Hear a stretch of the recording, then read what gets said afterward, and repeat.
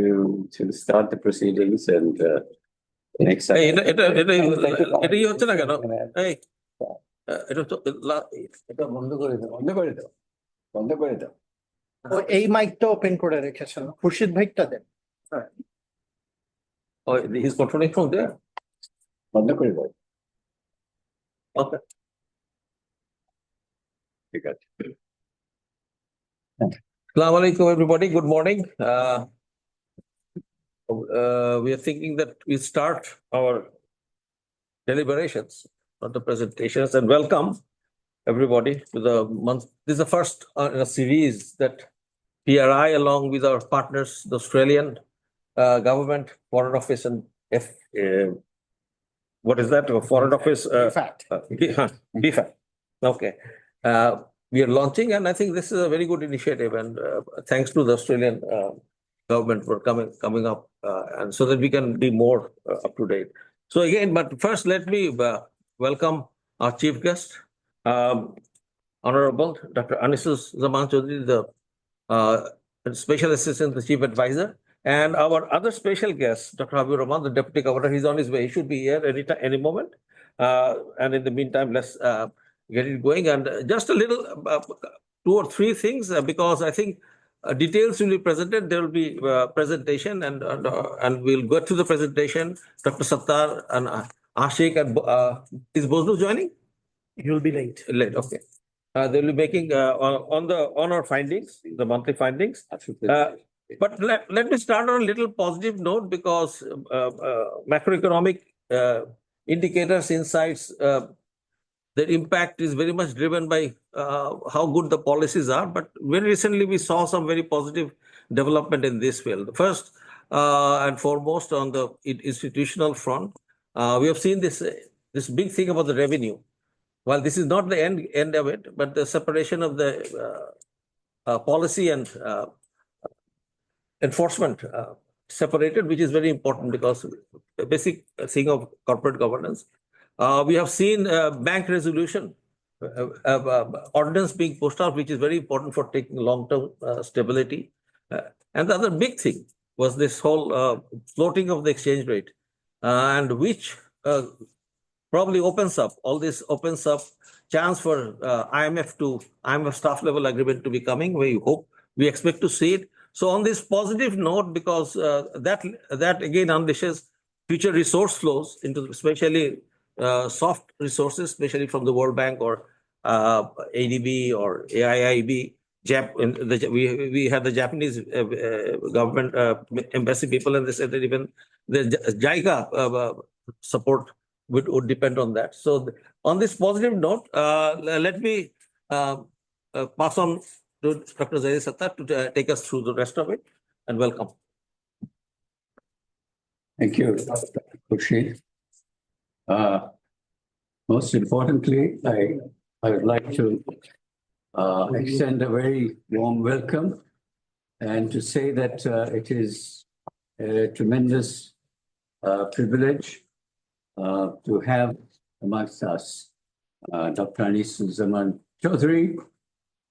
Incidentally, he also hails from Australia, and then we have the Australian High Commission and their development. And both of us are from Chittagong. Both of us, incidentally, hail from Chittagong. Yeah, and almost 5 minutes walking distance. We lived in the same, area. Neighborhood. One more Chittagonian over there. Yeah. So there's another one. Well, it's coincidence. Okay, thank you so much. So he's got a long history. Has been teaching at the university in Australia, and is a macro specialist, and has been invited. Sorry, I'm just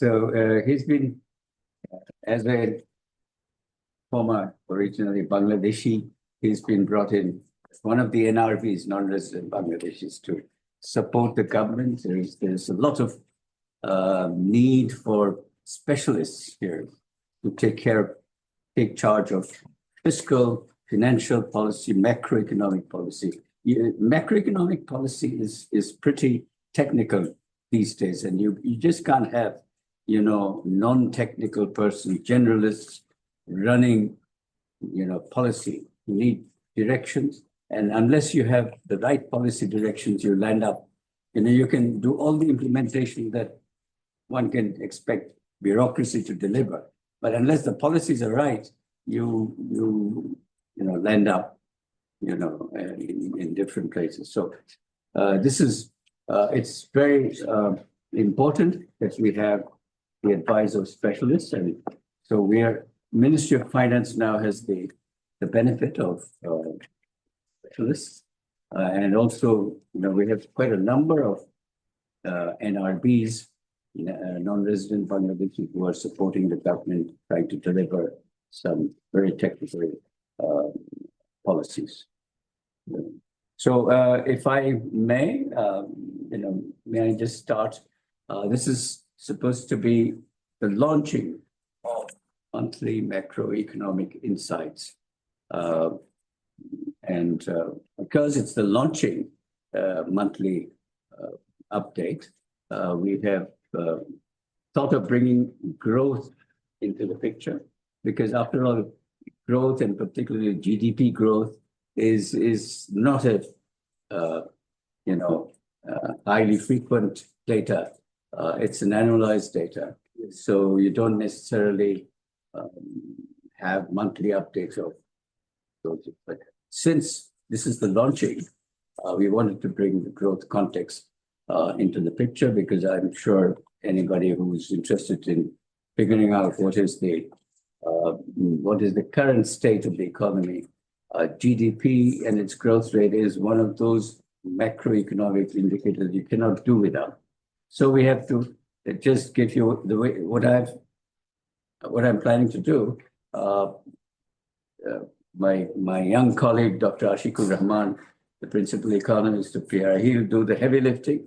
I'm going to just give you the introductory part where I cover the growth issues, and then I will also talk about the external sector developments. No economy in the current global international order is safe from these turbulent developments that are taking place. So the external sector development is particularly important.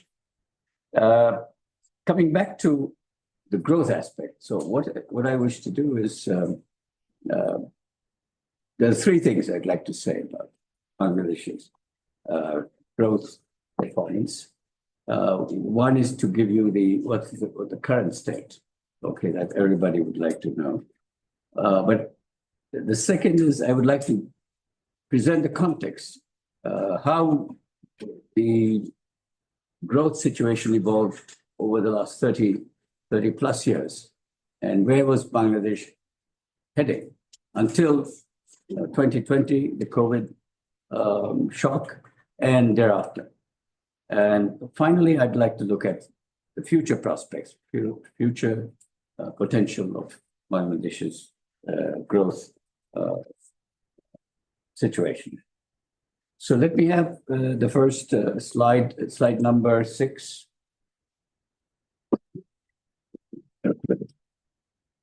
As you know, Bangladesh has, in the past year, Bangladesh has launched what we call quarterly GDP estimates. This was a demand from most economists in the country that it is about time Bangladesh should be able to provide quarterly estimates rather than all of us having to wait for 1 year before you can see what GDP is and what its growth rate is. So they have finally acquiesced, but just deciding to go for these quarterly estimates is not enough. You need high frequency data, and high frequency data is not so readily available. That was one of the problems why they were not, going for these quarterly estimates. But there was another issue that also prevented them, or sort of created some issues, which is it's much easier to manipulate data, particularly GDP data on it. If you use quarterly estimates, it becomes difficult to manipulate. So it's a great thing that happened.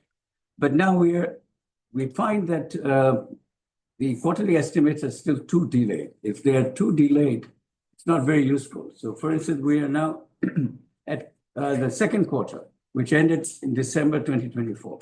And we can look at the first quarter estimate of GDP growth, which is 1.8%. And everybody knows why it is, because the economy got a shock.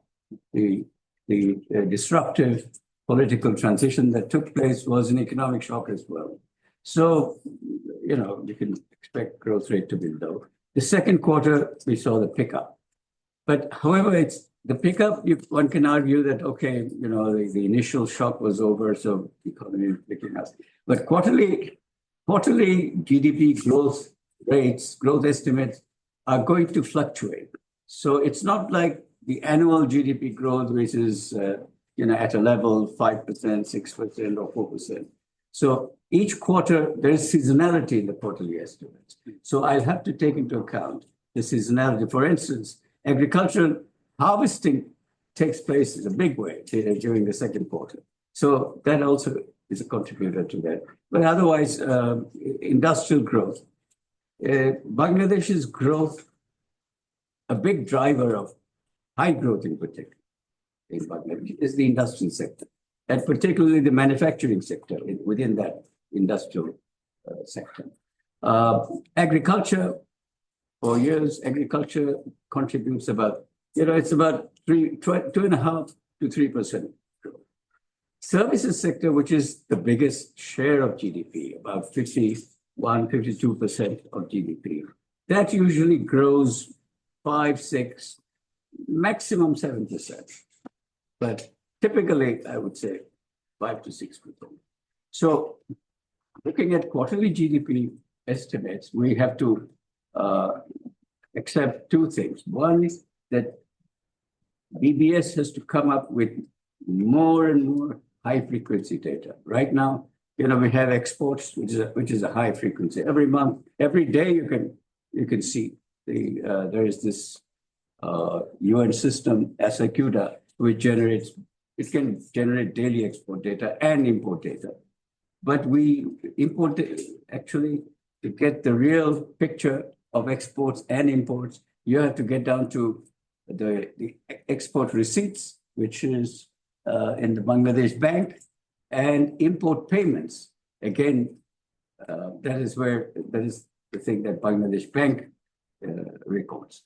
So but beyond that, for instance, industrial production index, we do generate this monthly industrial production index, which gives you an idea of how the manufacturing sector is doing. Unfortunately, it used to be, there was a huge lag, something like 10 months plus. Thankfully, that has reduced now. It has come down to, I think, 4 months or 3 months, but it should be even more updated if we are interested in getting proper estimates of these quarterly GDP. So these high frequency data and generating them properly, that is where the capacity of BBS is a question mark. And so there's a lot of work to be done. And thankfully, we have specialists in charge. Someone who among our NRBs, Professor Wainuddin Mahmood is in charge of the BBS. So he's an old timer. I'm hoping that he will get things in order. So that's the story. The current, what is missing in this quarterly estimate is the third quarter data should have been here by now, but I'm told that it's going to be out sometimes late in June. And that is a problem. So the introduction of quarterly estimates is not very helpful if it's going to be delayed so much. So that's the point I need to share with you. The other, next, I would like to go, next. Chapter. Right. Okay, so this is, I'm trying to give you an idea of how things were, bringing you the context of growth. So I've looked at growth rates starting from 70s, 80s, and up to 2019. 2020 is a different kind of situation, the COVID shock. So what happened was the first 2 decades, growth was, very tepid, 3%, 3.5% maximum. The growth spurt began with 1990s. And there is a reason for that. 1990, 91, 92, the Bangladesh government accepted the advice of World Bank, IMF, for structural adjustment, some very structural reform. In 1990, the economy was in shambles. Foreign exchange reserves were, abysmally low. Growth rate had fallen down to, I think, almost zero. So it was an economic crisis that was actually coupled with a political crisis. There was a political transition that took place. So but then the new political government took some very bold reforms, very radical reforms to open up the economy. Prior to 1990s, the economy was inward-looking, closed import substituting strategies, too much public intervention, state intervention in the economy. Even, for investment, you needed permission, to invest. So all of that changed in the early 1990s. The trade policy liberalized, exchange rate for the first time. For the first 20 years, exchange rate was fixed. So exchange rate became flexible. So we started the flexible exchange rate system in 1991. The current account was made convertible, but partially because the capital account was not convertible. Market orientation was introduced. Industrial, investment regulation was removed, when investment was liberalized. So there was a lot of opening up of the economy that took place in those early 1990s. And I would argue that those reforms, radical reforms, actually drove the growth acceleration from the 1990 onwards till about 2019, because after the 1990s, there was no really serious economic reforms that really would further accelerate economic growth. There was nothing that I can point out. One of the things I can point out is in 2004, there was this decision to float the exchange rate. So this is interesting because, you see, we went for a flexible exchange rate in 1991. And why was this need for floating the exchange rate in 2004? Because although we went for a flexible exchange rate, there's too much intervention in managing the exchange rate until it looked like a fixed exchange rate system. So again, it was IMF that convinced the government it was time to float. And I know that the finance minister lost sleep during that night when the exchange rate was floated, but nothing happened. So everything was okay. So now we are talking again about, going for a flexible exchange, more flexible. That means it's not so much as floating the exchange rate, but going for a flexible rate within a larger band. So the band earlier was supposed to be 2.5%, but I think there was no band at all because the exchange rate, the bank rate was at 122 for quite a long period without variation. So this question of, again, too much intervention or too much control had come up, and finally it's good to hear that the exchange rate is going to float again, at least within a larger band, which means there would be variation. Now, why do we need exchange rate variation? Why do we need flexibility in the exchange rate in the first place? Well, flexibility theoretically is what is true is that flexibility in the exchange rate helps to stabilize foreign exchange reserves, helps to stabilize your balance of payments.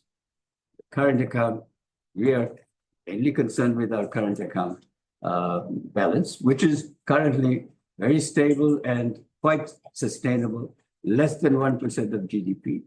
But to continue to maintain that sustainability and to be on a right track, we need the exchange rate to be flexible. Flexibility means that when we have a larger trade balance or larger current account balance, the exchange rate will depreciate. That will make imports more expensive. Imports will fall. Exports will be more competitive. Exports will rise, and then you will restore the current account balance or trade balance as well. So that's the reason why we need flexibility in the exchange rate. And I tell you, a lot of economists don't look at that. Exchange rate flexibility introduced in the early 1990s actually contributed to the acceleration of economic acceleration of exports. We adopted the strategy of export-led growth in those years, and flexibility of the exchange rate was part of the strategy. Okay, so next.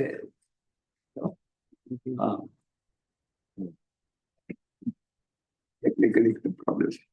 That's it. So, now let me come to the present now. What is I think people are saying, okay, we had a change of government, but where is the growth rate gone?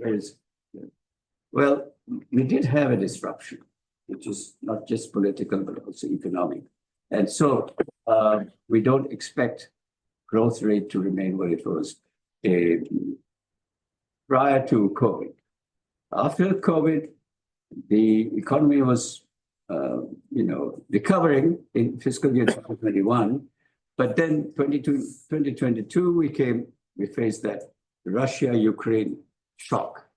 And that, the supply chain shock that was global, it led to lowering of growth rates all around, including Bangladesh. Bangladesh faced this tremendous, supply chain shock, which, led to a trade deficit, which was beyond control, some $3 billion, and current account deficit also rising to something like, 4 or 5% of GDP, which is very unsustainable. So we came out of that, but what happened was complete mismanagement of the external sector. Complete mismanagement of the external sector balances, mismanagement of the exchange rate, and mismanagement of the use of foreign exchange reserves. And that, thankfully, after the change of government, that has stopped. The hemorrhage has stopped. So that is the one benefit that comes out of this change of government. The political pressures and all that is gone. So right now, in terms of macroeconomic management of the external balance, we are on the right track. So what we see now is there is some we have attained macroeconomic stability, but at a lower level of economic performance, in the sense that growth rate that we are now seeing is in the 4% category. But let me tell you that Bangladesh economy has the momentum to grow at 6% anyway. And I tell you, since I've got a lot of historical experience, around early 2000s and late in the 2010s and so on, we used to say, even if Bangladesh doesn't do any economic reform, it will be growing at 6%. There is the internal momentum. So that is actually the case. So this current growth rate of 4%, whatever, and even though these different development partners are downgrading, or let's say reducing their growth rates, I would add a few percentage, I would say, if IMF says it's going to be 3.9% growth for 2025, I would add a 0.5%. But that has been the historical record. Whatever IMF predicts in terms of growth rate has always been at least 0.5% higher. So I would take that into account.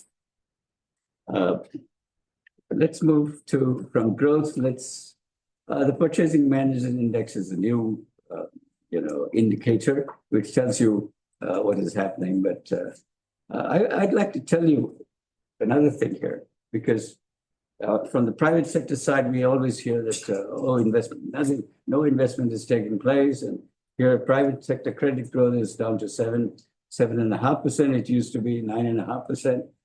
Well, where was the 9.5% credit going? Now it is a time to think. There's a lot of credit going. It was being bankrolled. It was being, laundered. So is that going into investment? That's one question we need to answer. Number two, Bangladesh economy, yes, Bangladesh economy is still driven by investment. It's an investment-driven economy, not consumption-driven economy. In 5 years' time, when Bangladesh becomes the 9th largest consumer market, maybe we can think of consumption expenditures driving growth. But as of now, we need investment to drive growth. Now, is investment really falling that much? If you look at the gross domestic investment GDP ratio, it's not falling that much. It's that 31%, 31%. And 31% investment GDP ratio is a fairly decent investment GDP ratio among developing countries. China has an extraordinarily high investment GDP ratio, but most developing economies are in that. So Bangladesh is not behind in terms of investment GDP ratio. So, and the other thing to note is this gross domestic investment that we have, this is not about investment in factories and the commercial investment that we see around the city. Big chunk of it, I would say 70% of it has to do with construction of private housing, but roads, bridges, everything else is in that investment number. And right now, questions have arisen, and the BBS is now trying to come out with actual breakup of these investment numbers so that we understand, where things are going to be. So we'll have to wait. But just to tell you that all these investments that we see around town talk about, that is not the whole investment story. So let me get to the external sector.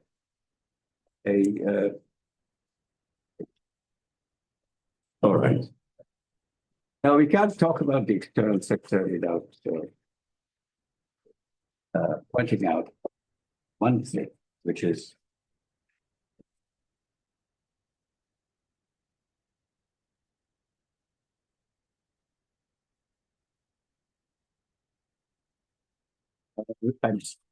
first of all, I think I have to acknowledge that we have this shock to the world economy, and the shock also is faced by the Bangladesh economy, which is the reciprocal tariffs, baseline tariffs, reciprocal tariff. But the good news is that there is a date on it in the US-China trade war, as they have agreed to bring down tariffs from the 145% that was imposed on China to 30%, and China has brought it down to 10%. So that's across the board. But note one thing that it's a pause for 90 days according to the reports. But mind you, this is still a violation of the MFN system, the World Trade Order that has worked for the last 80 years. So we have to see how things go.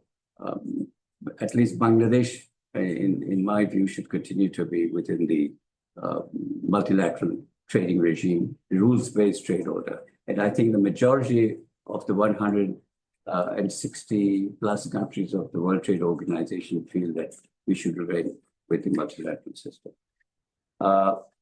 We start with the exchange rate, and I've already told you the story about the exchange rate.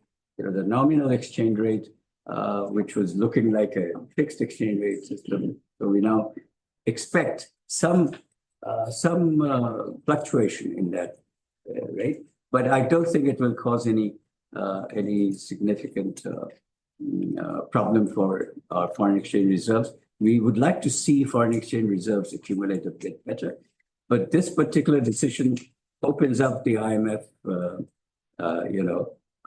deadlock. Yes.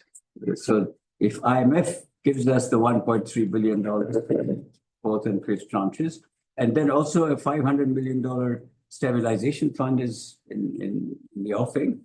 And what it means is it opens up it gives the positive signal to the World Bank, the Asian Development Bank, the AIIB, and all the other development partners that are waiting with funds to support Bangladesh's development initiative. So this is the good news.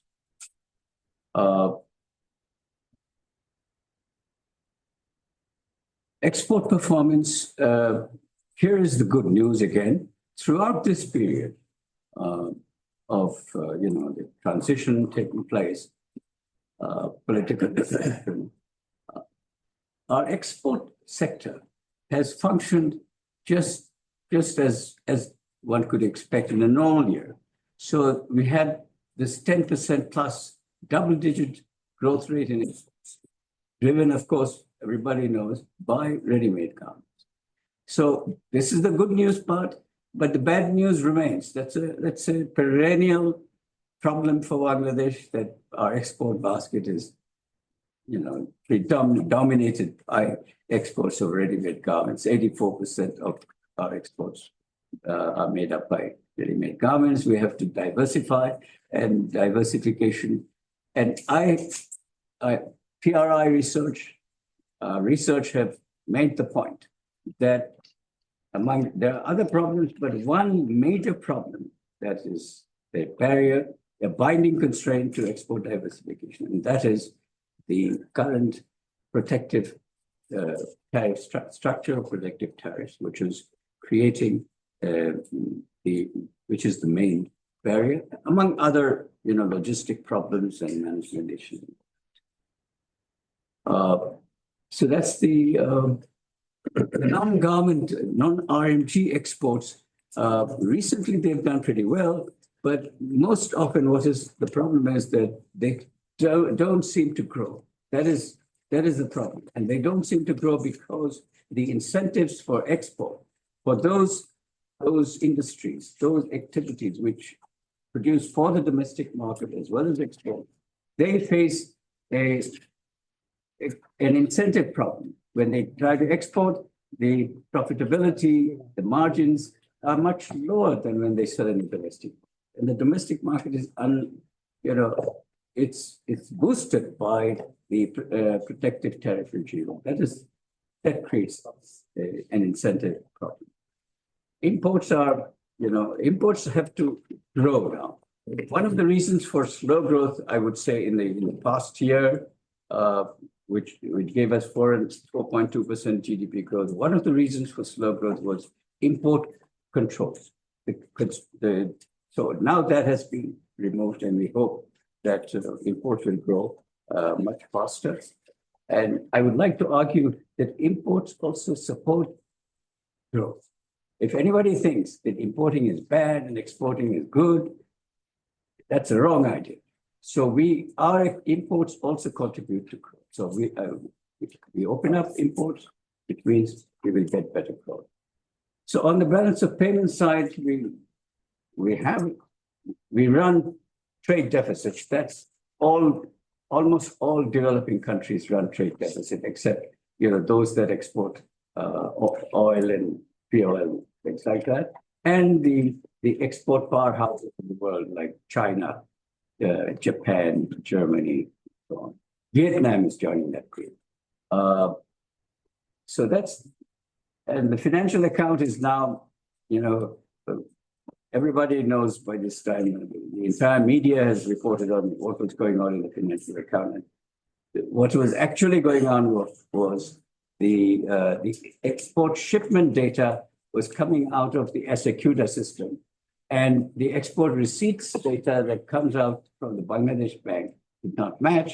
And Bangladesh, as far as I know, I hope our special guest today can clarify that.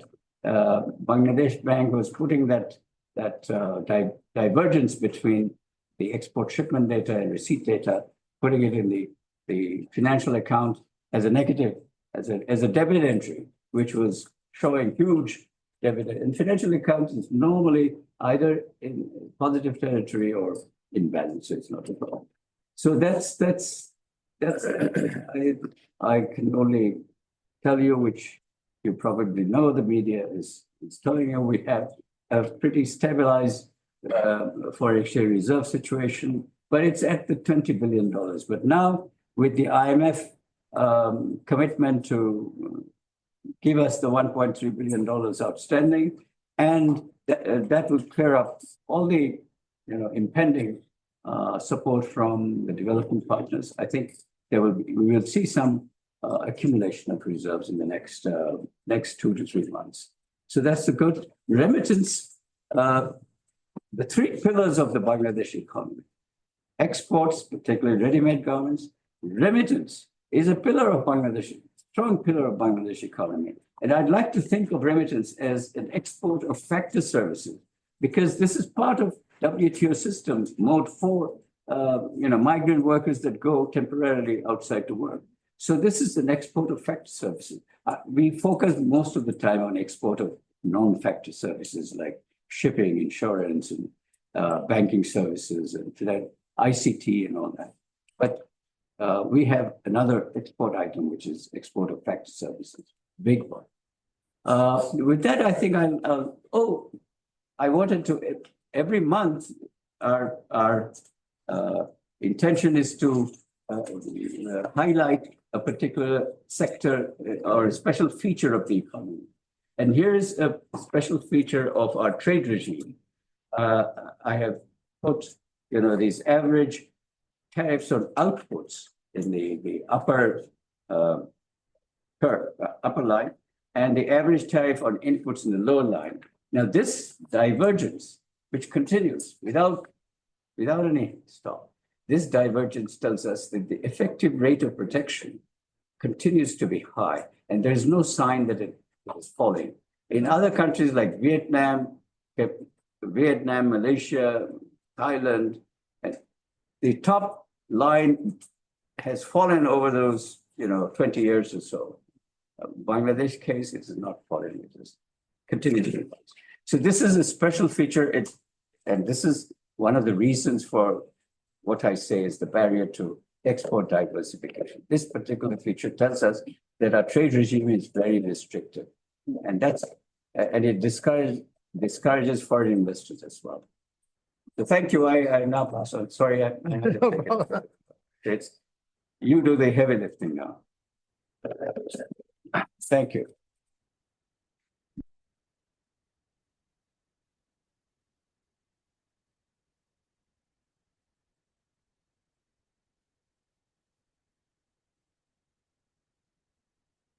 Thank you, sir. I think আমরা এতক্ষণ the story of our resilience and economic recovery শুনতে পেয়েছি, but এবং what has driven this recovery, এবং আমরা যদি অল্প কথাই বুঝি যে এই অর্থনৈতিক রিকভারিটা আমরা দেখছি, যে স্ট্রেসটা বাংলাদেশের ম্যাক্রো ইকোনমি গত 2-3 বছর ধরে ফেস করছে, আমরা দেখলাম যে the story of our exports, the story of our remittance has been our savior. এবং our resilience এই জায়গাগুলোতেই আমাদের রিকভারিকে ড্রাইভ করে।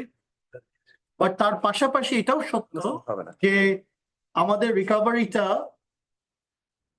রিকভারিটা ফ্র্যাজাইল। আমাদের যতই আমরা রিকভারির কথা বলি, এই ফ্র্যাজিলিটিটা ইগনোর করা যাবে না, এবং এই চ্যালেঞ্জেসগুলোও ইগনোর করা যাবে না। এবং ফ্র্যাজিলিটিটা মোস্টলি আসছে আমাদের ফিস্কাল স্পেস থেকে। Bideshi Raj. Sorry. I'll conduct myself in English. So yes. So we have to understand that the fragility, the source of the fragility, comes from the fiscal weakness that has been acknowledged by the government, which is why our executive director underscored that bold reforms are being taken on the NBR's front. So if, I remember, I give you a background story. That 10 years ago, we had a similar discussion, sir. And we had the finance minister then in this room at the very spot you're sitting. And we said, underscored that our tax to GDP ratio then was alarmingly low. And at that time, it was 11% of GDP. And in the 7th plan and the 8th plan, there was a promise to increase it to 15 to 16% of GDP. Unfortunately, over the last 10 years, our tax to GDP ratio has come down to 7.8%. For that reason, the fact that our fiscal space has shrunk, almost the entire fiscal space is eaten up by interest payments, by subsidy payments, and by wage bill, which means very little can be invested in human capital. Our education spending is less than 2% of GDP. Our health spending is less than 1% of GDP for the last 10 years. And this has hurt us. So if I show you even this year's fiscal performance, sir, you can see that the revenue mobilization has been lukewarm. Even the most optimist trend, that means that you need to collect around 69,000 crore taka in April, May, and June to meet the revised revenue target, which will not be possible.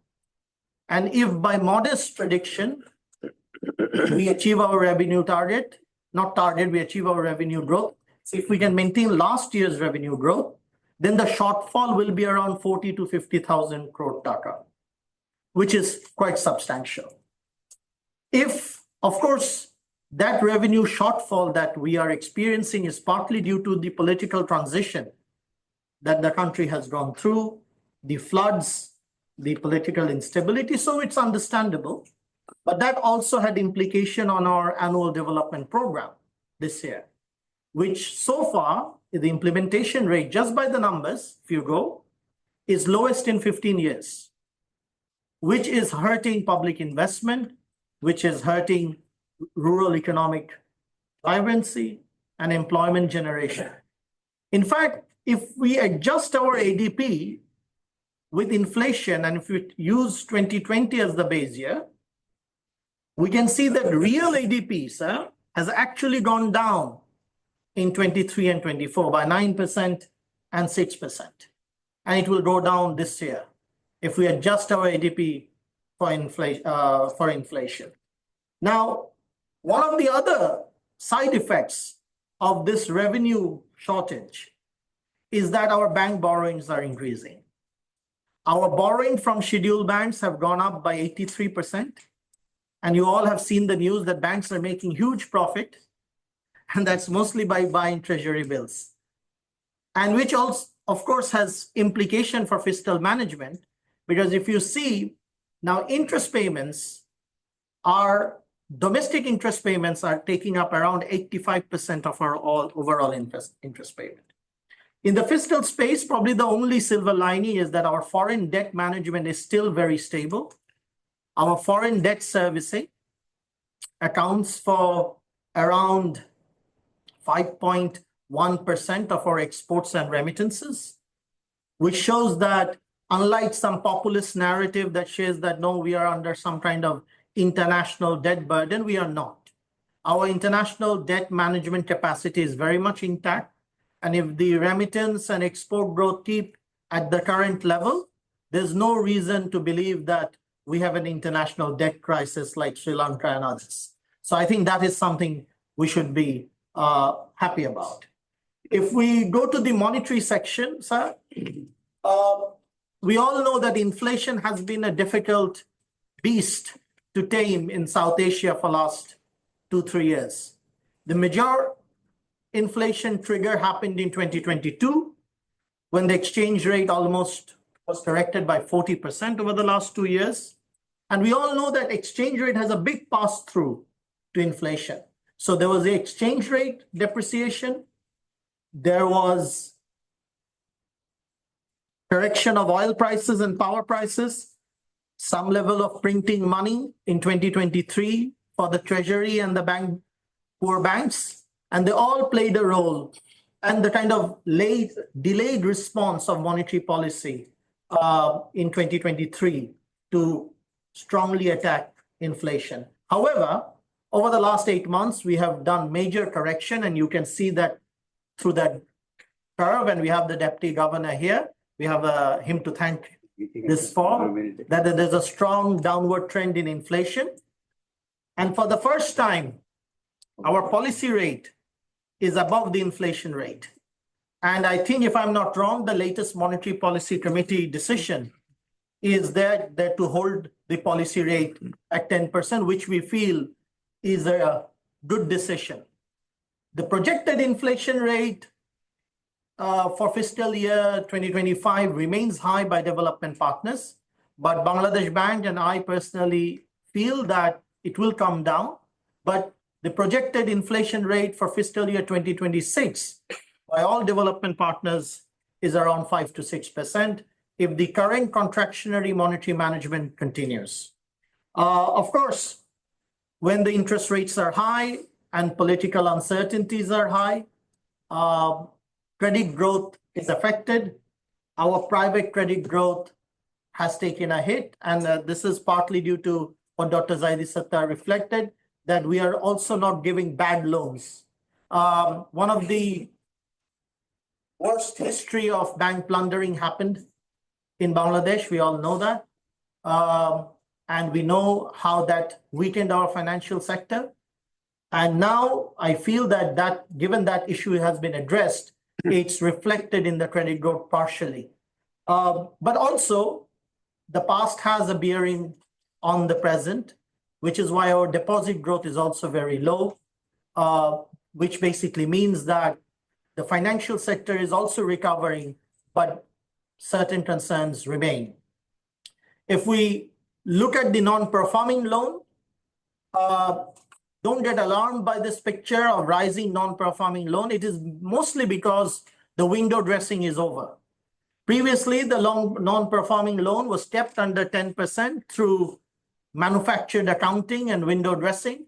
But currently, we are seeing a political and policy commitment to transparency, which is why now we know the real size of the problem, or we are increasingly knowing the real size of the problem. And I heard our Honourable Governor mentioning in many discussions that the non-performing loan can reach 30%. But the good news is, and I will finish with the ray of hope that our Executive Director underscored, that 2 bold policy measures have been taken. One is the separation of the Revenue Management Division from the Revenue Policy Division. This is an issue that PRI has underscored, sir, for the last 10 years. And we are happy to see that policy actions have been taken on that issue. And we hope that bold measures on that issue will give us dividend. We are also very happy to see the bank resolution order. In 2008, we heard the phrase too big to fail. That means that big bank owners were getting bailed out. That means they had a moral hazard problem, that they will always get bailed out. Now, we have, with this new law, you're bailing out the banks, but not their owners. And there's a big difference. So, Sharbik Bhabe, if I make a closing statement in Bengali, that my friends are, যে আমাদের অর্থনৈতিক উন্নয়ন এবং রেজিলিয়েন্সটা আমরা দেখতে পাচ্ছি, আমরা কিছু রিকভারি দেখতে পাচ্ছি, আমাদের এই রিকভারিটা আমাদের এক্সপোর্ট এবং রেমিটেন্স দ্বারা মোটিভেটেড, বাট এই রিকভারিটার ভিতরে কিছু ফ্র্যাজিলিটি আছে, এবং ফ্র্যাজিলিটিটা আসছে আমাদের অর্থ খাতের দুর্বলতা, আমাদের রাজস্ব খাতের দুর্বলতা থেকে, এবং সেই জায়গায় কিছু সংস্কার করা হচ্ছে, এবং আমরা আশাবাদী এই সংস্কারগুলো যদি মিডিয়াম টার্মে ডিভিডেন্ড দেয়, তাহলে আমরা যে ট্যাক্স টু জিডিপির যে ক্রাইসিসে আছি, লো ট্যাক্স টু জিডিপি রেশিওর, সেখান থেকে আমাদের অর্থনীতি ঘুরে দাঁড়াতে পারবে। আমরা ফাইন্যান্সিয়াল সেক্টরেও আমরা ভালো ভালো সংস্কার দেখছি, ব্যাংকিং রেজলিউশন অর্ডার, যার কারণে ব্যাংকিং খাতে আমরা সুশাসন আশা করতে পারি এবং আশা করতে পারি যে আমাদের অর্থনীতির যে রেজিলিয়েন্স এন্ড রিকভারিটা এটা আগামী ফিসক্যাল ইয়ারে আরো একটু শক্তিশালী হবে। আপনাদের সবাইকে ধন্যবাদ। Thank you very much for attending our first inaugural monthly macroeconomic insights. Thank you very much.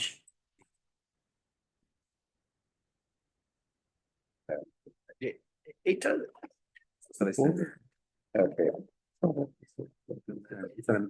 Thank you, Ashik. I think your points are very well taken, very well delivered as well.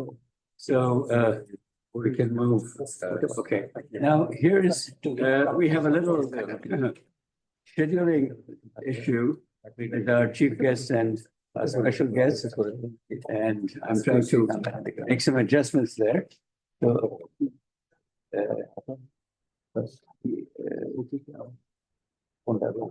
when they're trying to settle the scheduling issue, let me at least open the floor for a couple of questions. We have very distinguished guests here. May I invite any questions that you might have? Particularly, Maybe the Australian High Commission, if they make. not necessarily to us. They have their designated. Shams, Put the question to our chief guest and special guest. Yeah. So Shams, Shams, you want to, Josh. from the private sector?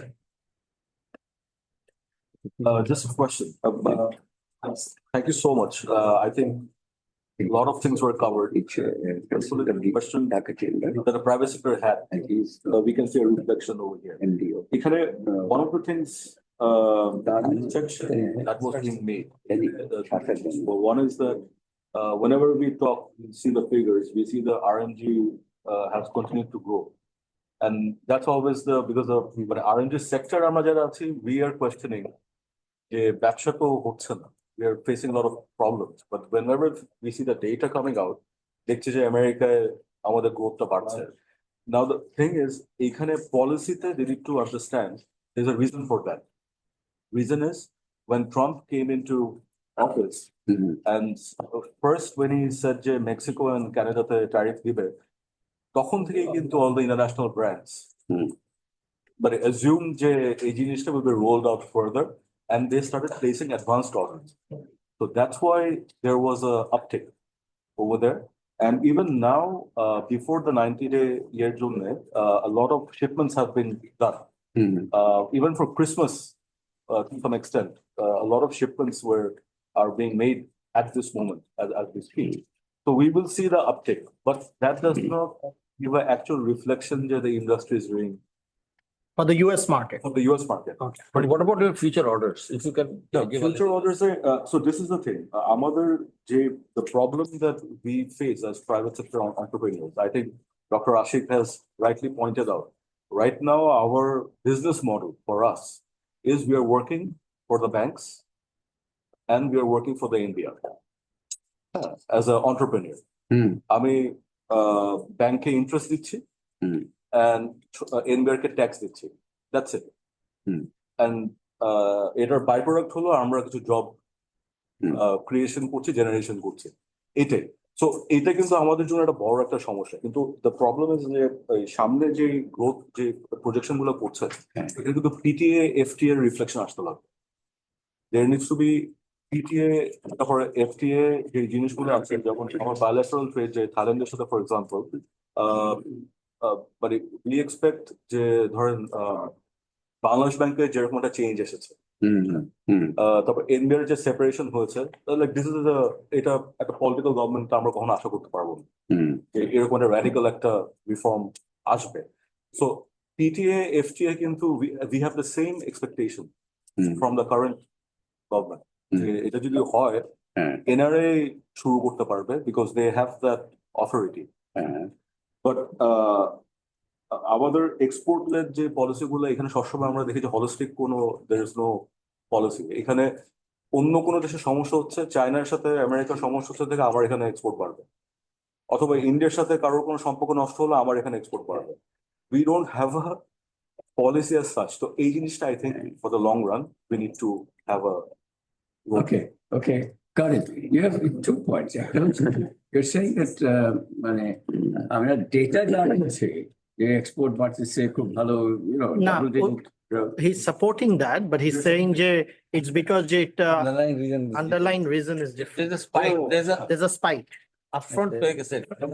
এই জন্য কিছু সামনের দিকে একটা বলতে পারলে ভালো হতো। Right, so Because look up, the business point, আমাদের point থেকেও মানে the academic and research point, আমাদের We have to our caveat, feeling we is have to that- caveat it. When you say, we Our have to feeling take is that responsibility. Bangladesh still has the potential. Habib has some point. Dr. Habib? Open ডিসকাশনটা শেষ হয়ে আমরা আপনাকে দিয়ে দেবো। Response. আচ্ছা, হ্যাঁ, response Hi. জি জি জি, হ্যাঁ হ্যাঁ, of course, Yes, okay. হ্যাঁ হ্যাঁ, of course. Um, from various regions, actually, with rating agencies and other international agencies, so far I'm facing or I face. I have a strength on actually from the RMG sector. Why is that? Looking back, starting from 2005-4, where MFA phase out was happening. In that time, it was said that our garments industry will be quite tough. It didn't, in practice. Rather, it is strengthened significantly. After that, in 2013 or 14, Rana Plaza incident happened. And after that, we have seen huge challenges for our RNG sector, and things so that the international buyer will go away from the country and there will be nothing left in the country. What we have seen, very strongly garments industry actually came out, and nowadays our industry is enjoying one of the strongest hotspot in the world in terms of green definition. What is lead platinum, lead gold, lead silver? Most of the, I think almost 50% of the industry is located in Bangladesh. Bangladesh, yes. Why I'm saying that? Looking all the data for RMG export and RMG diversification, we have very little, as Dr. Zaidi Sattar has already mentioned. We have weakness there, but we have also strength there. We are specialized, very strongly specialized in this RMG sector. And regarding the government support, I think there are continuous support for the RMG sector. If you compare any other sector with RMG in the country, I think RMG is the most blessed and most favored son or most favored sector in terms of incentive, in terms of government support, in terms of loan forbearance and other things from the bank sector as well. That's why I'm saying that you are very. The sector is very contributing to the economy, definitely in terms of job creation, in terms of our reserve, in terms of our international strength. But if you blame that we are not, government is not caring about it, government is caring. And we are also very comfortable with the strength we have. It is not that we've seen a lot of crises, even global financial crisis. It didn't happen that much to our economy in terms of RMG. And we are hoping that our economy, RMG sector has the strength to handle future shocks as well. So you keep your, alertness with the authority. It is necessary because otherwise attention may go somewhere else. Having said that, I'm not actually worried about RMG. We are very strong in that. Thank you. I am also in your boat on this. And let me tell you something. We have actually the entrepreneurs have certain problems and they face it, and they think that things can be improved. The things should be improved, and that is it's not a perfect world for them. So one of the leading RMG exporters mentioned that he also has an RMG investment in Vietnam, and it costs him 40% more to, at least the wages are 40% more, but then he still makes more profits from exporting from Vietnam than here. The productivity issue. So we have, some shortcomings, but we have to work on that. The government is trying. The government, and this is a sector that government has to support, no question about that. আচ্ছা We have a একটু আমরা একটু আমার চলে যাবে তো। হ্যাঁ, Then we can have the discussion. আমাকে একটু ছেড়ে দেন। আচ্ছা look our chief guest and special guest are telling me that they have a meeting to attend. This is budget cycle. Yeah, that we have got them at this time is a big thing, but so let me now invite who are you holding and Doesn't matter. the special man. একটু করে বলুন। এই যে ও আচ্ছা ও আগে ঠিক আছে। Good afternoon. I am very pleased to see by my side Honourable Special Assistant to Chief Advisor looking at Ministry of Finance issues. Also representative from Australian High Commission, PRI, Honourable Zaidi Sattar sir, Dr. Ashik and Khurshid Alam sir. Very good afternoon to you. My response is regarding this recent decision that we have launched yesterday in terms of more flexible exchange rate. Lot of forward, backward we have seen last few days, and we have also made some remarks that the loan from IMF may not be necessary, and sir also mentioned that. Why was that? It was needed to actually put our economic strength in the front line. By saying that, we actually signal the other counterpart that we are not that vulnerable.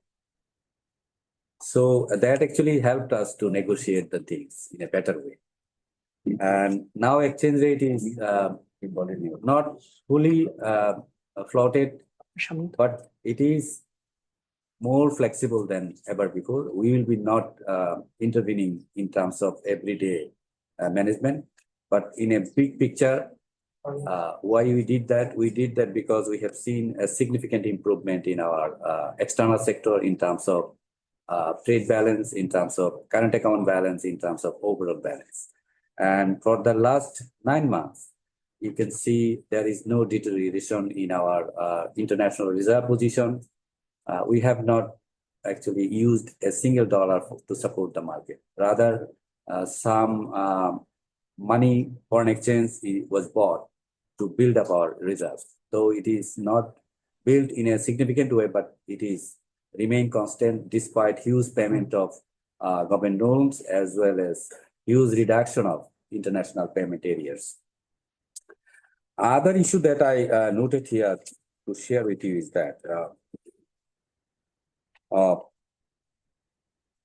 why exchange rate we thought will be remain in a comfortable zone as we are experiencing right now. We are actually using other indicator based on real effective exchange rate index, through which we can see the strength of our exchange rate, the strength of our currency in terms of actually. Real base, if you convert it into exchange rate and if you compare that with nominal exchange rate, you can see that the difference is very, very low. Sometimes our currency last few weeks was kind of little bit undervalued, not overvalued at all. So that signals us that we may, it's the time to actually plot, as well as we are expecting international community to get a signal that Bangladesh is ready for any sort of reform.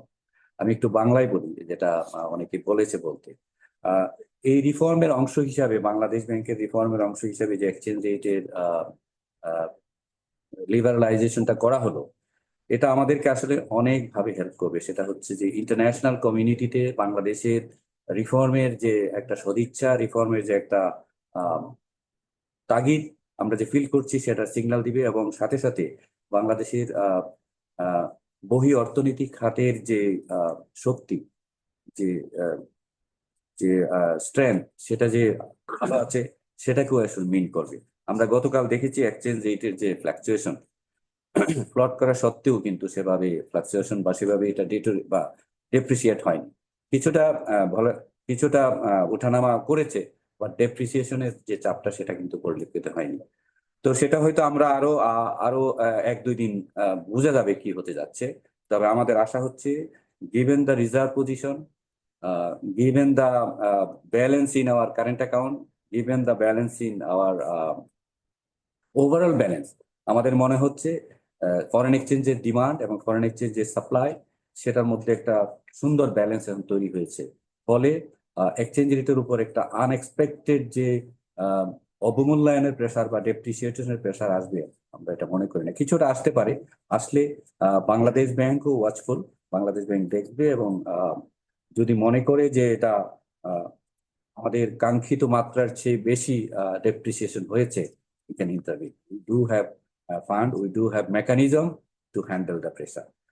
আমি বেশি বড় করছি না, আমার স্যাররা এখানে আছেন। তো জিডিপি গ্রোথের ব্যাপারে যেটা বলা হয়, বাংলাদেশের একটা ইন্টারনাল মোমেন্টাম আছে। এই মোমেন্টামে কিন্তু জিডিপি গ্রোথ চলে। কিছু পলিসি না থাকলেও বাংলাদেশের অর্থনীতির ইন্টারনাল শক্তি যেটা প্রায় 18 কোটি মানুষের যে আসলে খাবারের চাহিদা, 18 কোটি মানুষের যে চলাচলের চাহিদা, সেটাই একটা বিরাট লাইভলিহুড নিয়ে আসে।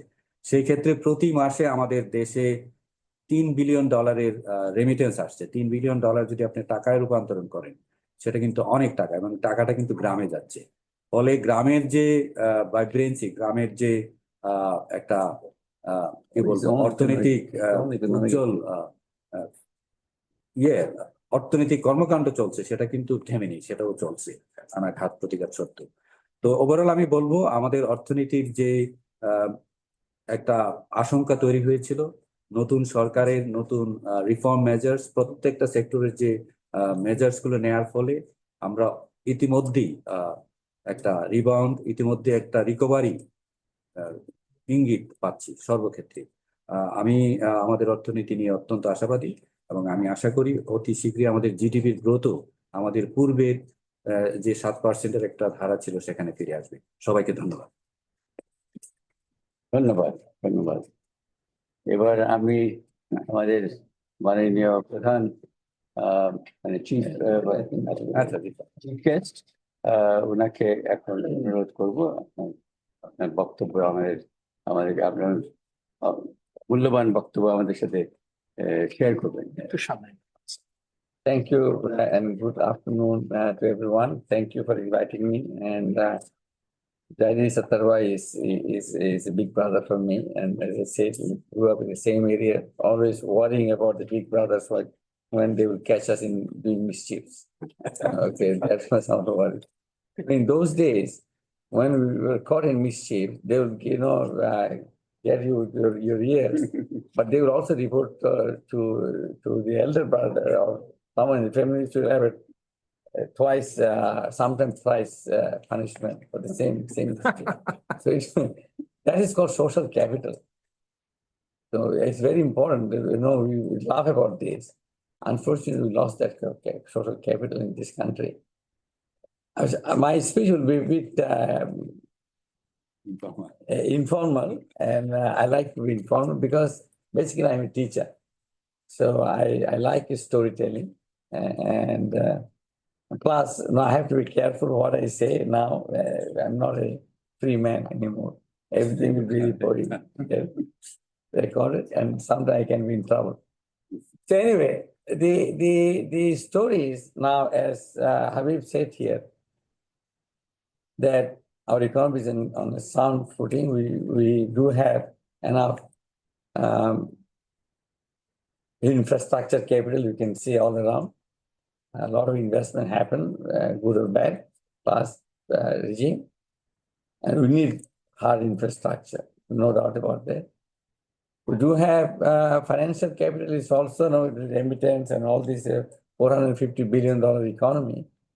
So we are not actually short of physical capital, financial capital. As you know, how much money was siphoned off. So we did have, or we still have, financial capital. Human resource capital, as you know, we are in a much better shape than any other country. So these are the three main capital you need for economy running and growth, whatever you do. But what is missing in our country is a social capital. Is the social capital is the glue that brings all this together. The trust, or we are on the same in the same elevator, we don't talk to each other. We don't know who it is. But when we were growing up, we were worried about him, although there's a big main road from two main roads actually we had to cross to go to two main artery roads actually. One is from Andhra to Chakbazar, and another is on this other side, Andhra, but Ramadgunj Road. Two big roads we had to cross. And I remember even before, that was a very interesting story. I was not very interested to go to school. I was sent to the, what we call cowboy school, pre-primary school run by municipality. I didn't like this school. And one day I was running out away from the school and crossing this street. I had a bike accident, so a bike hit me. I still have the mark on my knee, the scar. And I was very happy because I didn't have to go to school. Okay. So that still we were worrying because that was social care.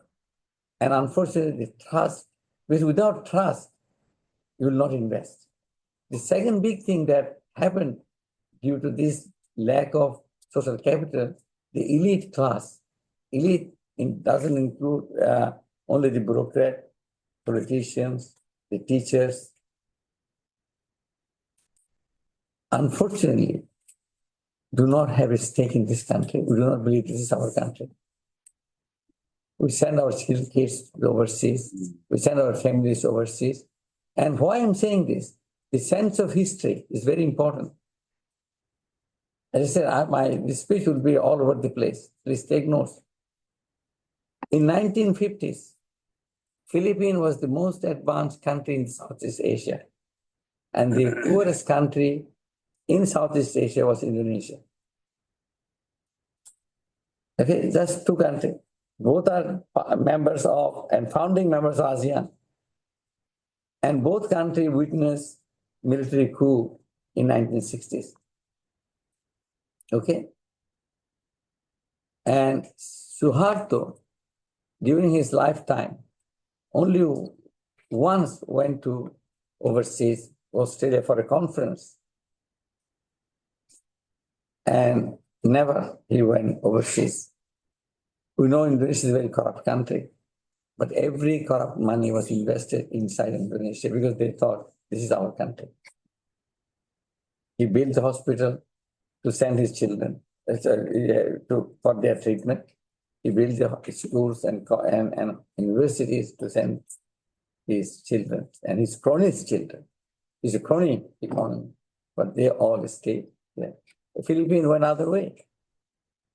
The Filipinos thought America was their country, and money went there. It was not invested. So its elite stake is very important. What I worry about in this country is the elite stake and lack of social capital. Okay, so this is one thing. I come to another story. Sri Lanka. If you read HSM, ad infinitum, he praised Sri Lanka as a model country for development. With a low income level, it achieved high literacy rate, high life expectancy, all the social indicators that we are so keen to have. And then Pakistan was the best performing country in the first UN decade of development in 1960s. Koreans used to come to Pakistan to learn how to do development. And in the 60s, John Galbraith, writing about India, he was the ambassador to India during the Kennedy period. I'm an economic historian. I'm not a macroeconomist only. So don't be surprised. Said India had more engineers than all of the developing countries combined. That was India. Vis-a-vis, Republic of Korea was the poorest country on earth. Not one of the poor countries. I asked my friends of my age, in the early 60s, what was the country like? He said, if they had any of the kids brought rice for their lunch, we used to go and line up to see what rice looked like. That was stable food. They survived on grasses and herbs. Anything they found, they ate. That was the South Korea. Take the case of Japan, the only country who had to endure 2 atomic bombs, not one. Take China in this region. Until 1990, had the largest world food program there. It was starving. To prevent famine, it needed world food program. It's the largest program in 1990. What changed them? You have to bid for Olympic, 2 Olympic before, right? So to bid for 1964 Olympic, you had to bid in 1956. So from 45 to 56, in 11 years, Japan said, we are ready to host the Olympic, and they let the world know that we were no longer in the ashes of destruction of the Second World War or whatever. We are, and then they became a member of the OECD. Korea, take the examples, okay? They had a Seoul Olympic in 1988. So by 1980, they bid. Their development journey started in 1965 with the building of the expressway between Seoul and Busan, their main 2 cities, like Dhaka and Chittagong.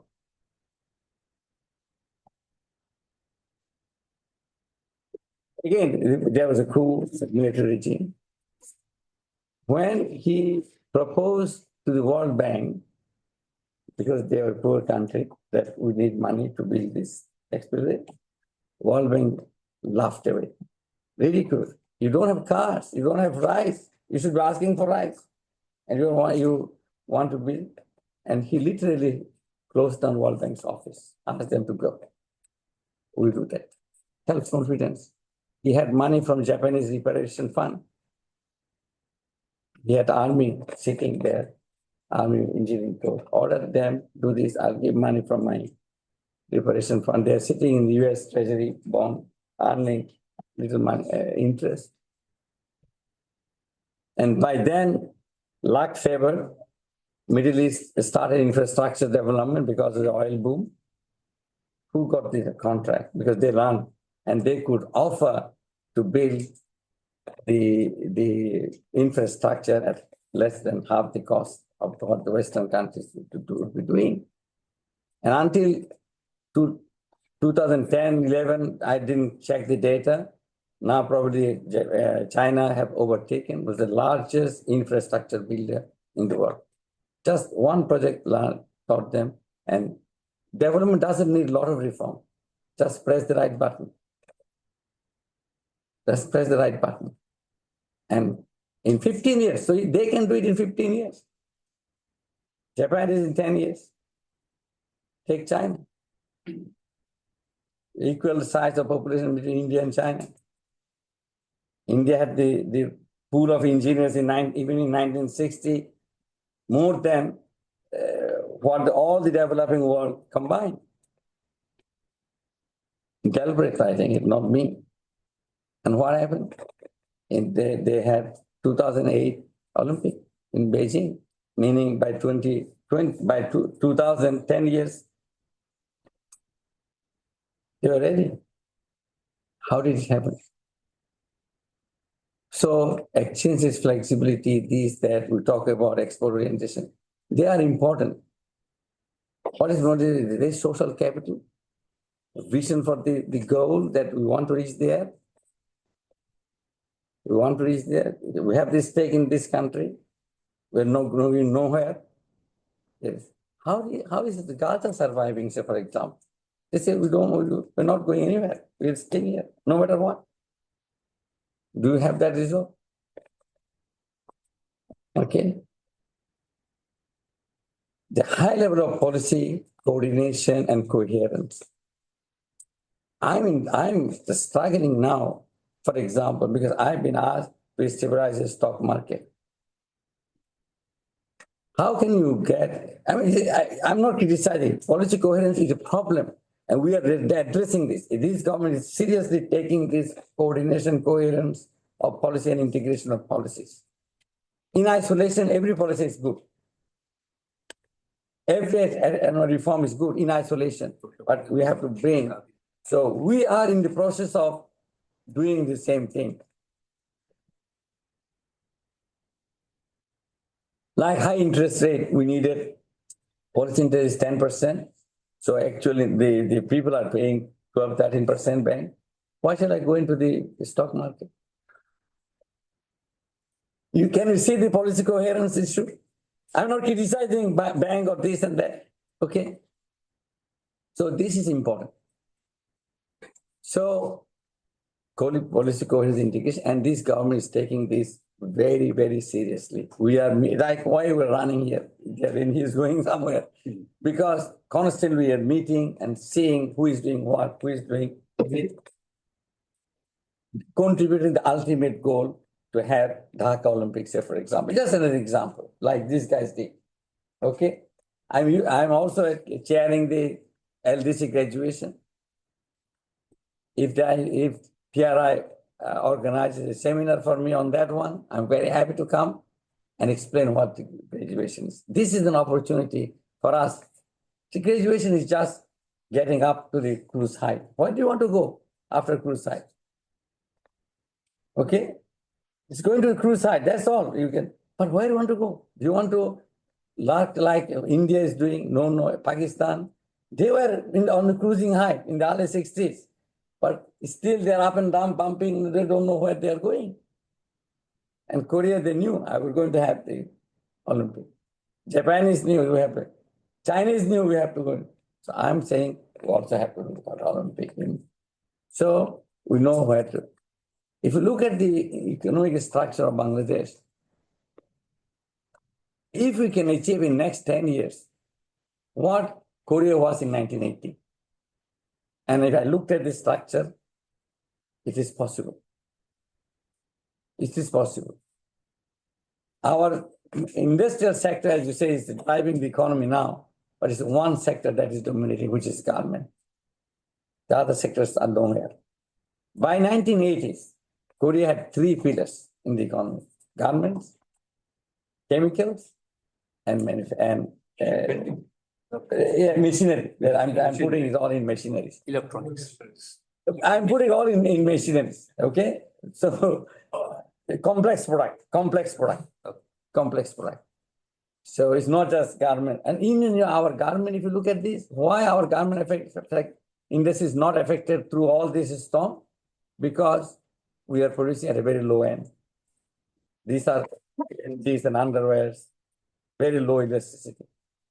So no matter what, you have to wear those things. So, the demand. Why Vietnam was, even if you pay 40% more wages, because they are all high fashion things, high value added. It's not just productivity. Okay, it's the high value added. They moved on. Our garment industries, unfortunately, stayed in that comfort zone for too long. I'm not blaming anyone, because why? We did not have that vision fixed that we want to move there. So to move there, then you work backward. What do you need to do? Okay. Now what we're doing and going somewhere, doing things and going somewhere. Okay. So as an economist, as I said, please read economic history. Without economic history, you will be doing policies like that. Oh, this is good, this is good, this is good. What they did? They did not float the exchange rate. They had a financial repression. They asked the bank where to spend money. They own the bank. Government owns the bank. There's no private banks there. China is still owns the bank. So if China can develop with owning bank, China still controls exchange rate. It's a managed exchange rate.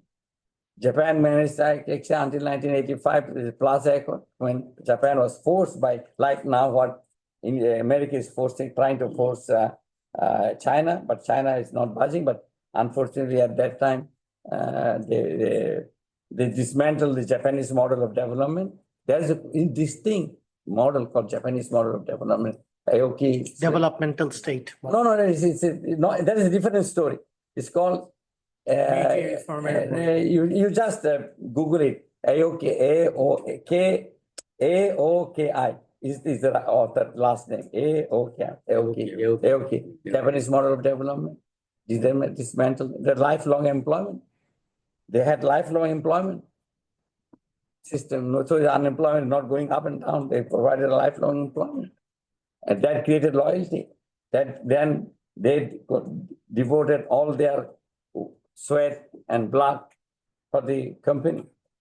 So we look at one side of this story, but then that loyalty is also important. That's social capital I'm talking about. It's important. They created their social capital. We look after you. Okay. So inflation didn't matter to them. They all had high inflation. That's for another story. The inflation, we get worried, and because we get worried, we have the high interest rate. But you can also address inflation through this way.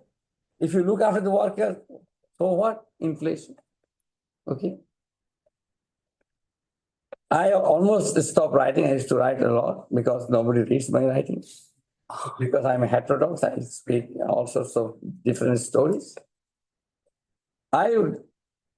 Last three papers I wrote in 2023, I'm just checking. They are survey papers, historical survey. And I can give you the name. One is inflation and development, central bank stabilization policies, revisited. Development, the journal called is Development, volume 66, issue number 1, 2023, pages 3 to 14. That is the inflation growth and all this developing country context. Developed country context, inflation phobia, myths and dogma. Review of Keynesian economics, volume 11, number 2, pages 147 to 171. And then the debt issues, chronicles of debt crisis. The journal is Development and Change from Netherlands. Volume 54, issue is number 5, pages 994 to 1030. They are historical survey. So we'll give you the sense of what we're talking about on inflation, growth, the stabilization, the macro issue, the debt, because it's the macro class. And I commend PRI for having this monthly update. This is very, very important. Data is very important for any policy. And tax to GDP ratio, this is another thing I wanted to respond. We had up to 11% roughly. We had 10 years ago. 10 years ago, and then OECD estimate is less than 7%. 7.8% now. Yeah, but OECD is estimate is less than 7%. Okay. Is 6 point something. Oh, wow. Okay. Now again, history. Our own Dr. Ashikur Rahman, his teacher. He forgot him. He forgot him. He is the most cited economist of Bangladesh for one paper. He published in 1967. I think 67 or 68. It will be 67. 67. In Pakistan Development Review, the welfare economics of foreign aid. The welfare economics of foreign aid, where he showed when foreign aid comes, your domestic effort declines. And that exactly happened in Bangladesh. Our foreign dependence is increased from 2010 with all this big infrastructure and our G2G loans. and just switch the curve. And it was predicted when? In 1967 by our own Dr. Ashikur Rahman. And that was his PhD thesis later on at Harvard. And he published that Foreign Capital and Domestic Savings, Review of Economic and Statistics, Volume 50, number 1, February 1968. Please read those papers. As I said, I'm an economic historian. Okay? So you find a lot of answers in those seminal papers. Dr. Ashikur Rahman, I really recommend, please, unfortunately, our role will pass. He passed away early this year. Yeah. We should be all proud of him because of that path-breaking work against all the wind. He was completely contrary view. You know, Bruno Chenery to get more. He just destroyed that model. Okay. And Papanek was, yeah. So I share all this thing, not as a government minister, but as I said, I agree with him. We are now. Some of those strong comments we made before the conclusion of IMF, it was made something with deliberately to show that we are no longer in the ICU. Actually, we can come out of the ICU anytime. In fact, staying in the ICU could be even harmful because our ICU bill will rise, will increase. Taking the same medication might damage our liver or organ. So we are careful about that too. We actually expected, I personally expected the donor community would be patting on our back that by behaving well, by doing reforms, by doing few things, you recover within 6 months, which we predicted 3 years. Correct? Yes. We should be given credit for that and use that money for other sick patients. That's ICUC. That was my position. Anyway, we all had the strong position. Our finance advisor was on a very strong footing. The governor was on a strong footing. They realized this is not a very sick patient. So we can't push it back to the... So we are out of the ICU. Yeah, you want to still help us? We can survive with the life support. And we can survive well. So we are on a very strong footing. And again, I commend PRI for having giving me the opportunity to speak, and especially this initiative. I thank the Australian. I have another hat. I'm also an Australian. Yeah, so I feel good about that. That Australia is part of this economic thing, monitoring and supporting PRI, and I would actually lead that, continue to support other institutions as well, so that they have some competition. You can competition over nice competition. Okay. No, we like competition. We have faced it. I know that you are leaving, but may I ask only one question? Because when you say that you are the chairman of the LDC graduation committee, I'm tempted to ask you one thing, that the next year, November, we are targeting that we will be graduating LDC, but we can see few index or indicator are still vulnerable, and intellectual property is not enforced by country. So there are certain issues. How is possible within this short time? That's it. Yeah, no, perfect questions. Perfect questions and very good questions. As I said, please organize another seminar, go through each of these individually, but we are aware of those problems. Okay. Yeah, as I said, I gave an example of plane taking off.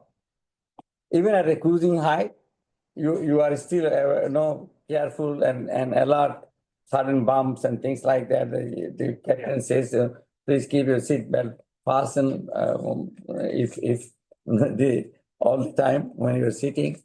So there are problems.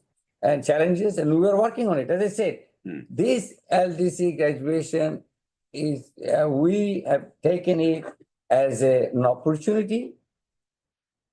This is a challenge. Challenge is also an opportunity to reset. People don't like the word reset. Reset doesn't mean we are forgetting history. Reset means we acknowledge the past, learn the good and bad from it. Take history. That's why I emphasize on history.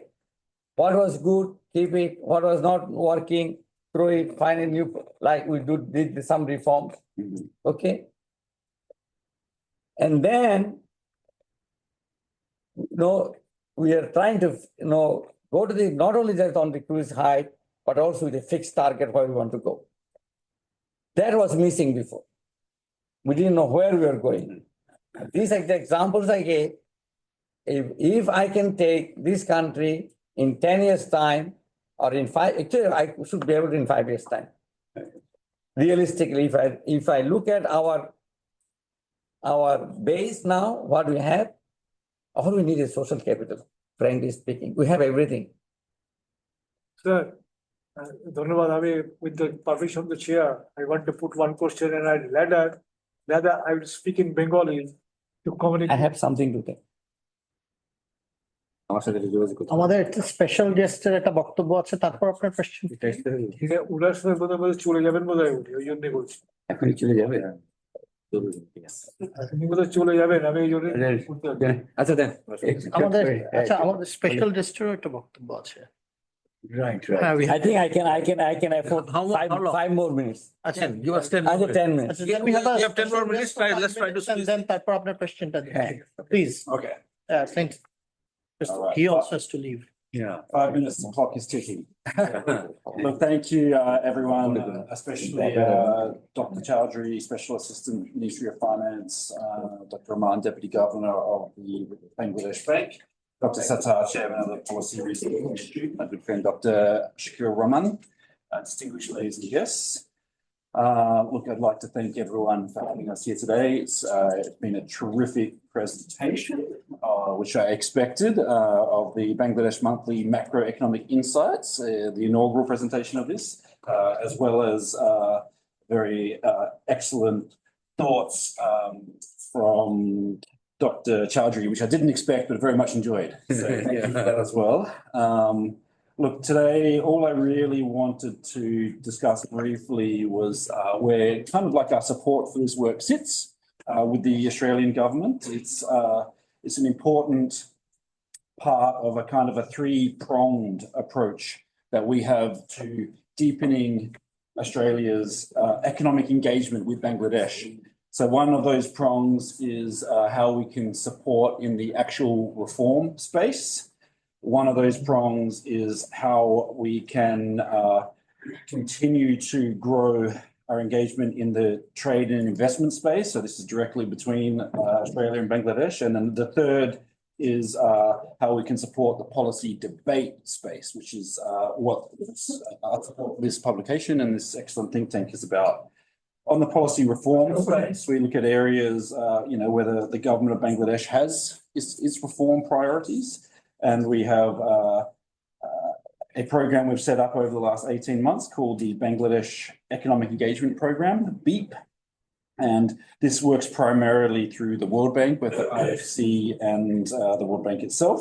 One of those projects actually works directly with the Bank of Bangladesh on the Cashless Digital Bangladesh project, aligned to the goal of having 75% of local transactions conducted digitally by 2027. So very proud to be working with the Bank of Bangladesh on that one. The other through the World Bank, the ongoing reform dialogue that they have with Bangladesh and our support there really just to try and enhance the technical assistance the World Bank can provide to the priorities of the Bangladesh government, and some of those we actually spoke about today. Dr. Sattar talking about the challenges of import restriction, the challenges of trade globalization is one of the planks of that World Bank engagement we're supporting.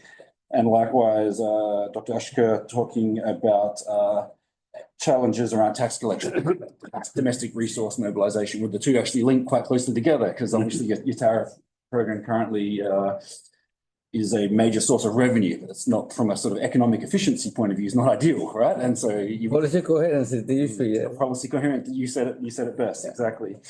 The other kind of area, obviously, looking at the trade and investment space, Mr. Narul, my also good friend, we engage very closely on that, and others in the private sector too. Here, just to note, additional activities Australia has been stepping up in recent history. The big one, I think, Australia's trade promotion program called Austrade. We've had a long-standing presence here in Bangladesh with locally engaged staff representing that organisation. But in February this year, we actually appointed our first Australian Trade and Investment Commissioner based here in Bangladesh, which we think is a very important step forward.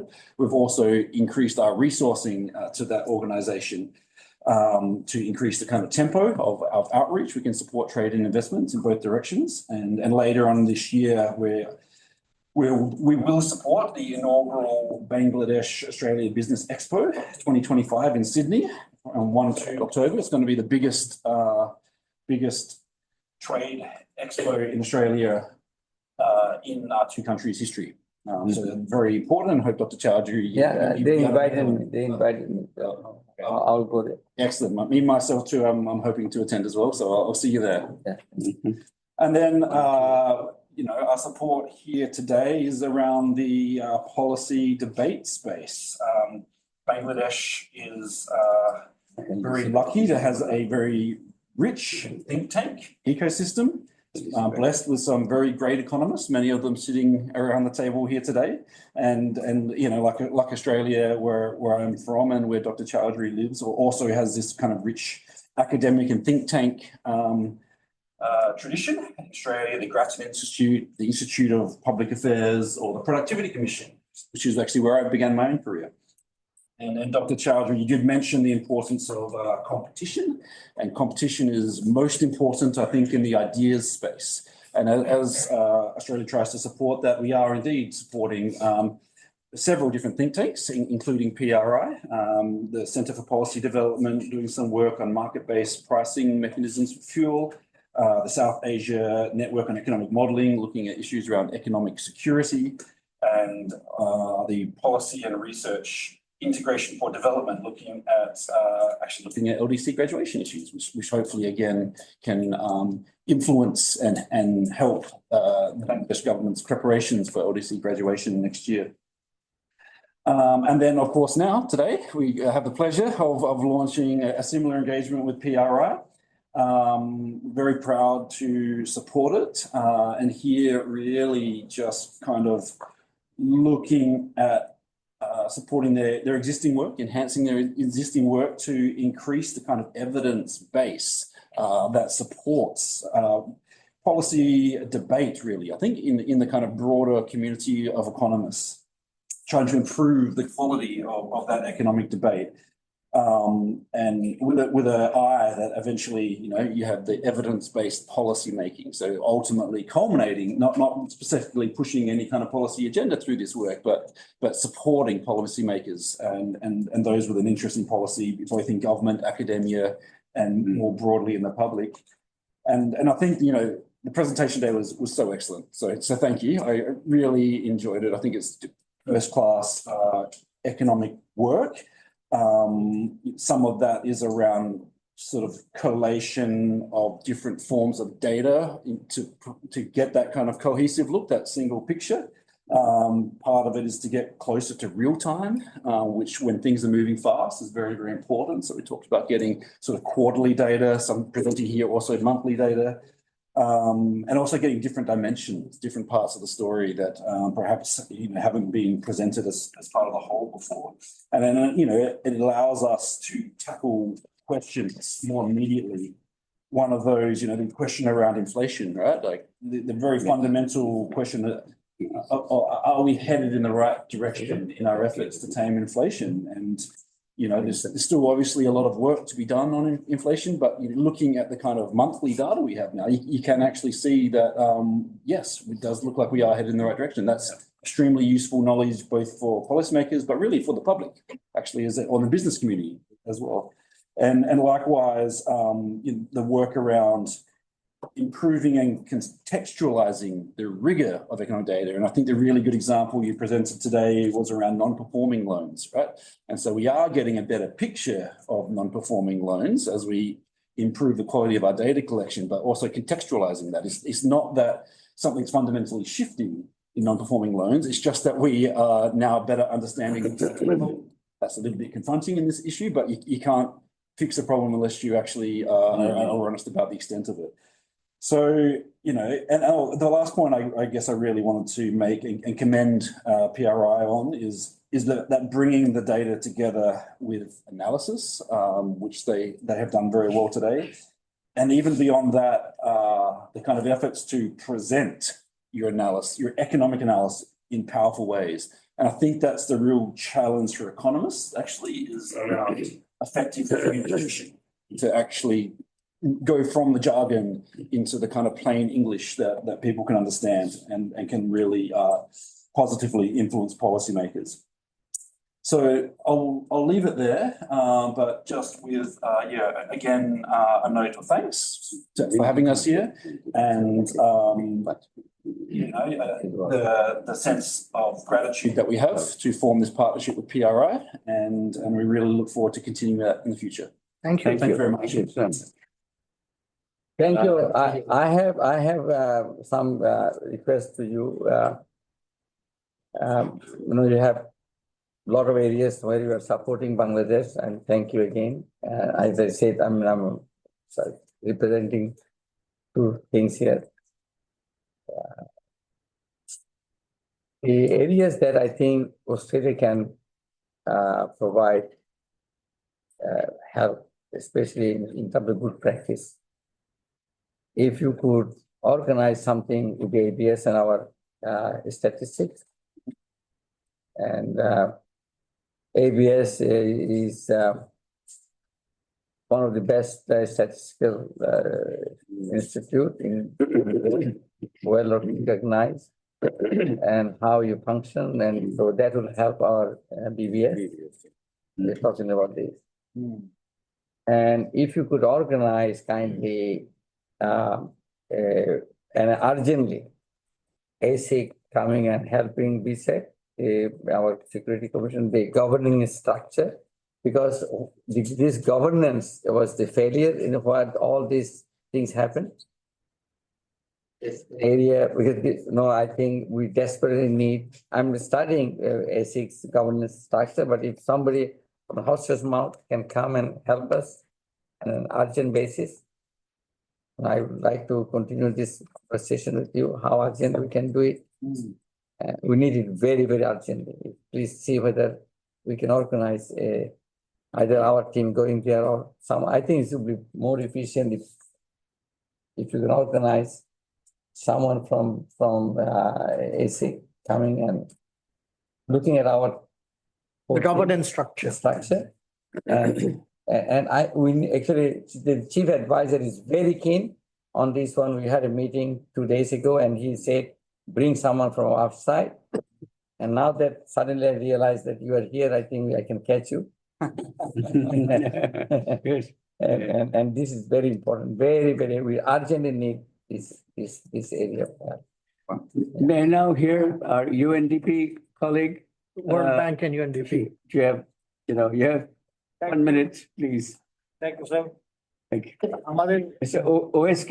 OSK, আমি দিচ্ছি একটু UNDP থেকে আসছে। Oh, sorry, I'm sorry. একটু পরে। I'll try to be very quick. I had some questions, but first of all, congratulations on organizing this excellent meeting, and I hope we'll have many more of those. I mean, I'm also, from time to time, I indulge in economic history, and I like the story. And I came across one book, I think it was published in 1960 or something, where leading economists made predictions about some economies in this region. And of course, they mentioned Pakistan, Myanmar, and Philippines. These would be the three leading economies of the world in 20, 30 years' time. While they gave I think there was no hope for countries like Indonesia, even India. And we can see where they stand now. And for Philippines, I think it hurts them. Although Philippines has not done that badly, that they're even behind Indonesia, if you look at the GDP per capita. And I think what conclusion I can draw from there is, of course, we as economists, we need to be modest. We make those predictions about the future, and we don't know. I mean, there are lots of things that are happening. And I also like your story about social capital. But at the same time, because, we talked about being not orthodox, I think these simple narratives also don't explain things. There is the extreme on one side, we try to grasp complexity, what really happened. If you look at the East Asia or Southeast Asian growth story, some make it as easy as, it's export driven, so that results in change. Or in the case of Bangladesh, Daewoo comes, sets up a factory, and then everything, builds on that. Even in the East Asian context, I think three things, and that touches upon what you talked about, social capital and trust. Three things that come out. One is strong leadership, not strong leadership that we see in Africa, for example. They can terrorize their own people, but strong leadership that I didn't want to pick Africa, but there are cases in Africa, but there may be many others. But leaders with a clear vision. I think that was the case in Indonesia, South Korea, Singapore, Malaysia. They had leaders who had a very strong vision, development vision.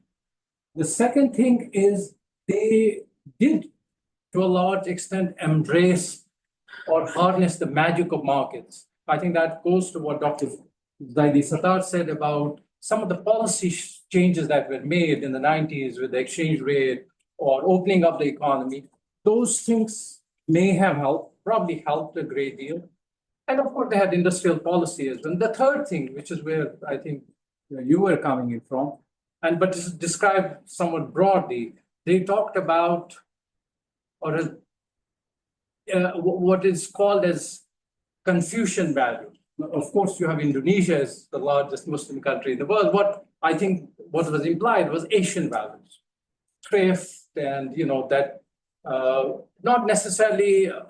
I don't know how to put it in terms of social capital. I mean, trust is very important in economy, and I think the values, what we represent, I think they are also equally important. So just wanted to somewhat broaden. I think social capital indeed is important, values, but I think there are many other things that contribute to a growth story. But it's very hard to put a finger on something that becomes, you can say it's a binding cost. Thank you very much.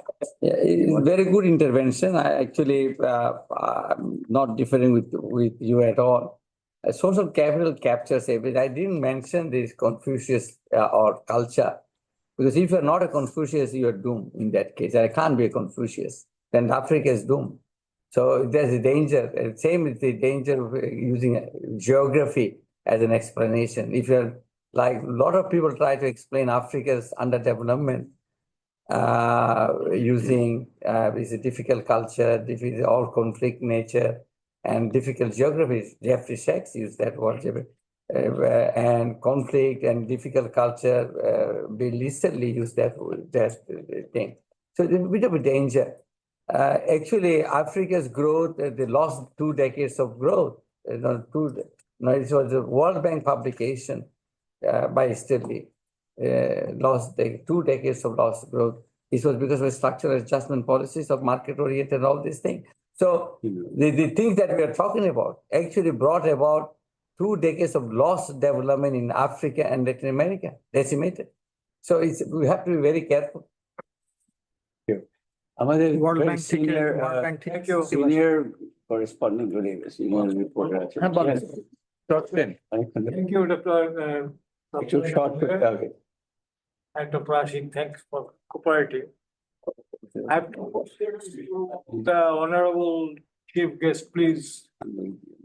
I have simple 2 questions, just very simple, short questions.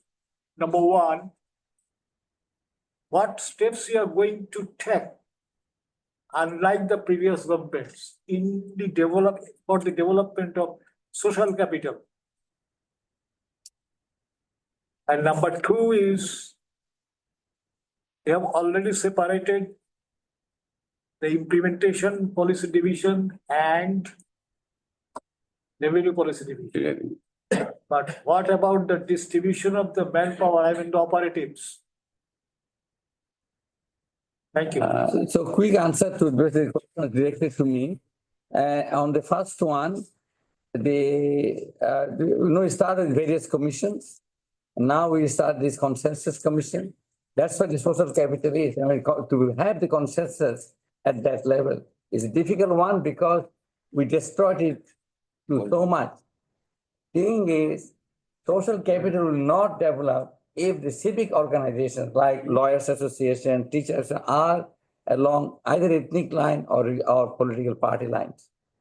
Because that is where the glue happens, compromise happens. I have to listen to the other on a cup of tea. Not because what do we see? The lawyers fighting with each other in the bar.